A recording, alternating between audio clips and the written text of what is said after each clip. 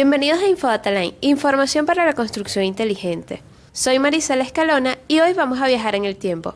La ingeniería moderna, que permite crear rascacielos y puentes que desafían la gravedad, no sería posible sin una cosa, el cálculo. Pero, ¿cómo ha evolucionado la forma en la que los ingenieros hacen su magia? Prepárense para este recorrido por las 6 eras que definieron la precisión en la construcción.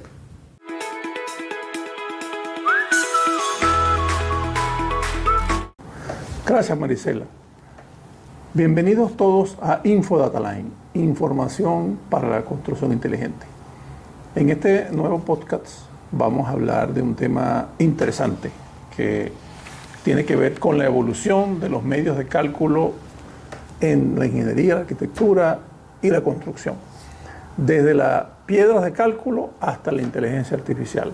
Tema interesante para conocer cómo ha sido esa evolución histórica, ¿no? Voy a dividirlo primero en varias etapas. La primera es la era manual, ¿no? Que es desde los siglos iniciales hasta el siglo XVII aproximadamente. Después tenemos la era mecánica, que empezó en el siglo XIX hasta los 60, la era electrónica que comenzó en los años 50, la era del software en los años 80, y tenemos también pues, la era actual de la inteligencia artificial. Vamos a empezar entonces a conversar sobre este interesante tema, la evolución de los medios de cálculo en la ingeniería. Vamos a comenzar con cómo empezó todo, por lo menos lo que está registrado históricamente. Las piedras de conteo y varillas que se utilizaban en la prehistoria, en la antigüedad clásica, hace aproximadamente, según registros arqueológicos, hace 35.000 años, ¿no? Luego aparecieron cuerdas y estacas en el cuarto milenio, en el antiguo Egipto, Mesopotamia, que según los historiadores, que es difícil creer, pero esas son las evidencias históricas que existen, con esos instrumentos tan elementales se construyeron las pirámides de Egipto, ¿no? Y una serie de monumentos en Mesopotamia y a lo largo de todo el mundo, que hacen ver que se agudizó la inteligencia para poder alinear esas pirámides con constelaciones, en unas orientaciones predefinidas, pero eso fue lo que se utilizó de acuerdo a la evidencia histórica que hay en algunos elementos en distintos museos en el mundo, ¿no? ¿Cómo fue esa medición? Estamos hablando luego del año 3000 a.C., hasta el siglo XV se utilizamos los gnomon, que ya vamos a poner unos gráficos de eso que significa. Luego, en esa evolución, en la era manual, que son los siglos antes de Cristo, predecesores de todo lo que es el cálculo moderno, también se utilizaron ábacos. Los ábacos sobrevivieron por mucho tiempo dentro de estos ciclos históricos que hemos visto. Continuando con esta era manual, tenemos también algo llamado la clepsidra, que es una especie de reloj de agua que se utilizó en el antiguo Egipto de Babilonia y servía para hacer ciertas medidas, ¿no? Tenemos un mecanismo que ha causado mucho intriga a lo largo de todos estos años, que es el mecanismo de la anticitera. Se estima que estuvo creada alrededor del siglo II a.C., de la Grecia helenística, y fue encontrado en un sitio, se llama ese mecanismo de la anticitera, que es un mecanismo complejo de cálculo, de estimaciones astrológicas. Tenemos otro, el astrolabio, que aproximadamente originado en el siglo II a.C., también en Grecia. Y dentro de este ciclo tenemos algo interesante, que es el punto número 4 de esta disertación, que es el quipu, en civilizaciones indígenas que no, hasta hace unos años atrás no se sabían qué eran esas cuerdas que utilizaban los indios americanos para estimar cálculos, ¿no? Es unas cuerdas que tienen un significado que duraron años interpretando esas estimaciones. Me voy a detener en una que pienso que ha sido que fue la reina del cálculo por muchos años. Fue inventada pues en el 1600, por ahí en 1500, que tuvo una evolución prácticamente hasta los años 60, ¿no? Del 1960. Me refiero a esta regla de cálculo por ejemplo, me la regaló, yo no utilicé esta cuando estudié, pero sí amigos, mi gran amigo, pues fallecido, Carlos Luna, me obsequió esta regla de cálculo, donde imagínense, con esto los ingenieros calculaban edificios, calculaban estructuras, etcétera, medían. Y esto venía en una cajita, ¿no?, con su manual de funcionamiento. Este está un poquito ya bastante viejo, ¿no? Esa regla de cálculo significaba, fue una herramienta estándar en la ingeniería hasta los años 70. Imagínense ustedes, las universidades daban clase, había una clásica foto por allí que era un profesor explicando cómo funcionó este mecanismo y cómo se podía resolver, ¿no?, ciertos problemas. Entonces ya los ingenieros tenían un problema adicional, ¿no?, que en el cálculo, que era obtener los valores, ¿no? También aparecieron muchas tablas logarítmicas, que eran unos libros, ¿no?, porque no había calculadora, y algunos de ellos lo hemos reflejado en alguna forma en nuestras tablas, ¿no? Eran valores que prácticamente se buscaban manuales con esas tablas calculadas, ¿no? Se utilizaban en la astronomía, en la navegación, en la ingeniería, en la física, para analizar fuerzas, para analizar elementos en la parte de cálculo eléctrico, etc., ¿no? Entonces, todas esas tablas logarítmicas y trigonométricas fueron unas tablas que se utilizaron también hasta la década de los 70, empezando los 80. Por supuesto que conectados con la antigüedad, no tienen época porque para calcular áreas, etcétera, se utilizaron muchos elementos inventados en la antigüedad, como son los cálculos, los compases, los compases, las escuadras, las cintas métricas, que bueno, fueron definiéndose hasta converger en lo que es actualmente lo que son los medios para medir, ¿no? Evolucionando, por supuesto, hacia teodolito, las estaciones totales, etcétera, ¿no? Y luego vamos a entrar en la era mecánica, que es el siguiente punto de la evolución de los medios de cálculo.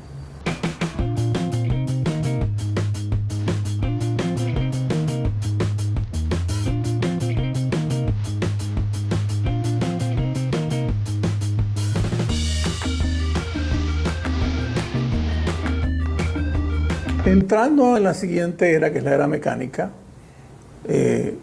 la inventiva del hombre nos llevó a presentar a finales del siglo XIX máquinas como aritmómetros, calculadoras de manivela, que se utilizaron hasta la década de los 60, ¿no? Sí, empezando en los 70, que eran máquinas mecánicas para calcular de manera rápida y precisa. Se le daba vuelta y eran unas máquinas que hacían cálculos, ¿no?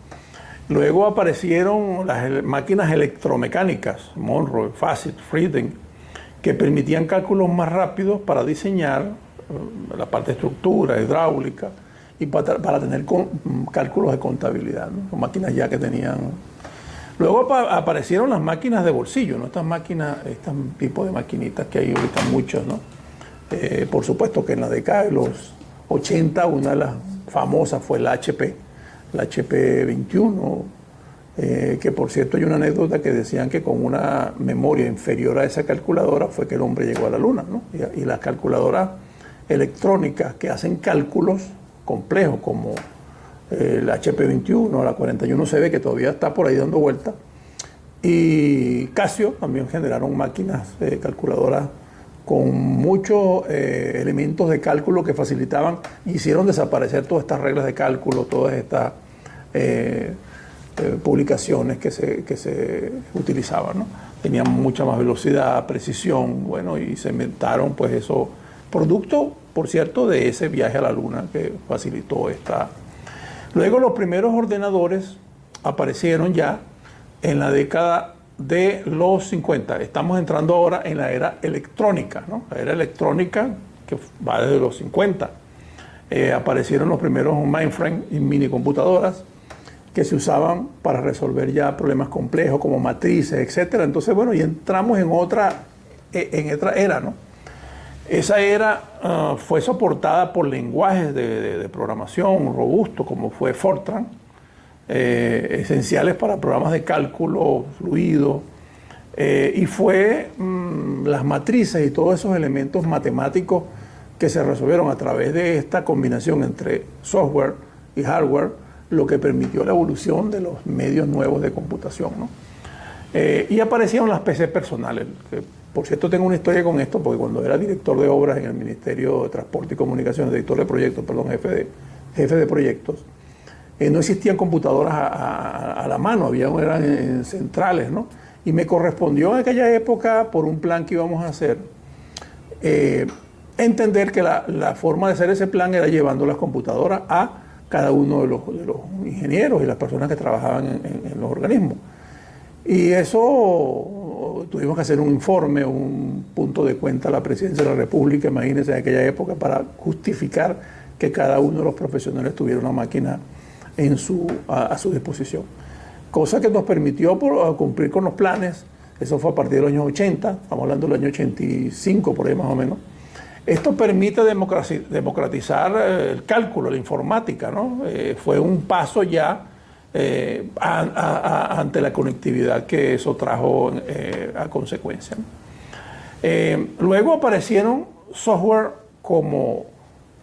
que facilitaron muchos procesos que hacían los ingenieros, como los programas CAD, bueno, AutoCAD, MicroStation.